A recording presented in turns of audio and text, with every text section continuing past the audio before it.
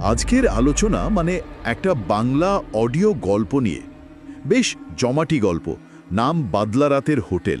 হ্যাঁ, আমরা এই গল্পটা নিয়েই আজ কথা বলবো। এটা এক ডাক্তারের গল্প, যিনি এক ঝড় বৃষ্টির রাতে ভয়ানক পরিস্থিতিতে এক হোটেলে আশ্রয় নেন। ঠিক।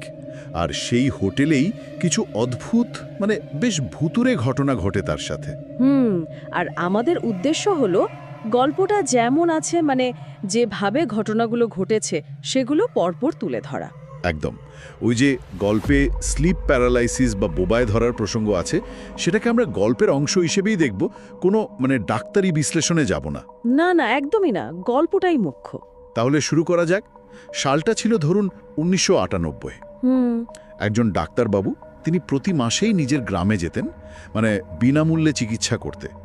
গ্রামের লোকেদের প্রতি ওনার একটা টান ছিল। আচ্ছা। তো সেদিনও চিকিৎসা সেরে ফিরছেন, কিন্তু ফিরতে ফিরতে প্রায় সন্ধে হয়ে গেল। ওহ। ওনার রাস্তাটা ছিল এরকম: গ্রাম থেকে রিকশায় বাসস্ট্যান্ড, সেখান থেকে বাসে করে স্টেশন, তারপর ট্রেন ধরে বাড়ি। বেশ লম্বা রাস্তা তো। হ্যাঁ, কিন্তু সেদিন হলো কি, বাসস্ট্যান্ড যাওয়ার পথেই বাসের চাকা ফেসে গেল। আরে, দুর্যোগের শুরু। আর